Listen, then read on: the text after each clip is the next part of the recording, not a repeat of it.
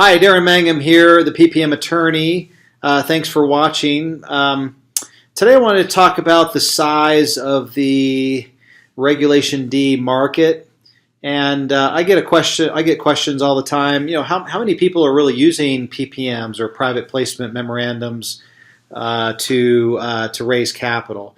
And really, all I can tell you is it's a huge market. I mean, I'm just obviously. I've been practicing for the past 19 years, been involved in, over, 100, 200, 100, 300 different types of transactions. Always have a pipeline of clients, new clients that are needing this work done. But, just to give you an idea of how big the market is, a great resource, and I'll send you a link to this below. You can subscribe to this same newsletter, but it's called the Deal Flow Newsletter. And basically what they do is they take a snapshot of all the capital or all the deals that are happening, at least in the United States, on a regular basis. And the volume of transactions is just huge, how much capital is being raised. I mean, if we just look at, and again, I'll send you a link to these statistics below. But just in the past week,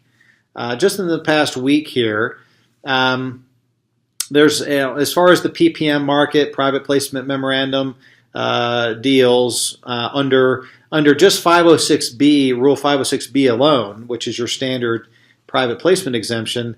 There's been just in the past 1 week is 92 deals representing $995 million. So just, close to $1 billion in capital being raised.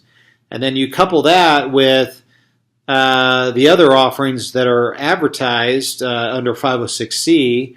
That's an additional 26 deals. And so we're over 125 deals just in the past week alone. And under 506C, $86 million has been raised. And so putting those two together, that's $1 billion. Just $1 billion in transactions. Now, a lot of those, those statistics also include, obviously big private placement deals, but also includes small ones too. I mean, you can have, obviously, my clients are typically raising anywhere from on the low end $1 million all the way up to 30 million. We just put together a fund a few weeks ago out of New York that they're doing a $30 million real estate fund. And so obviously we're part of that whole process. Part of these statistics are our clients are involved in these deals, but certainly the size of the market is huge. And I got a call with a potential client the other day, and they were like, they were out of Europe, and I guess, they had never heard of a private placement memorandum. They were like, oh, how does this work? How do we do it? And basically I shared some of these statistics with them just to see, show them, hey, look, this is how we do it in the United States.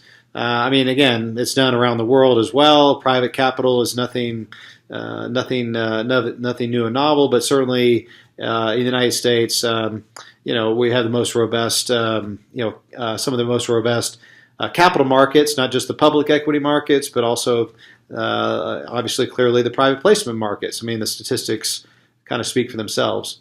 And so anyway, I'll share a link to these to this newsletter. Again, you could subscribe to this same newsletter, just get a sense of how what kind of deals are happening, and it also breaks down by industry, by energy, by tech, by anything.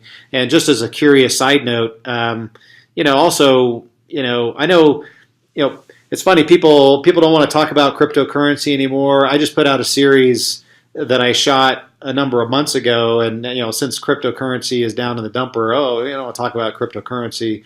And so, but anyway, just just in the past, people are still doing it. You had 2 deals just in the past week, that was putting out, over $50 million in new cryptocurrency. So obviously that, again, it's, in this industry, in the securities industry, it's really, what's hot today, maybe not hot tomorrow.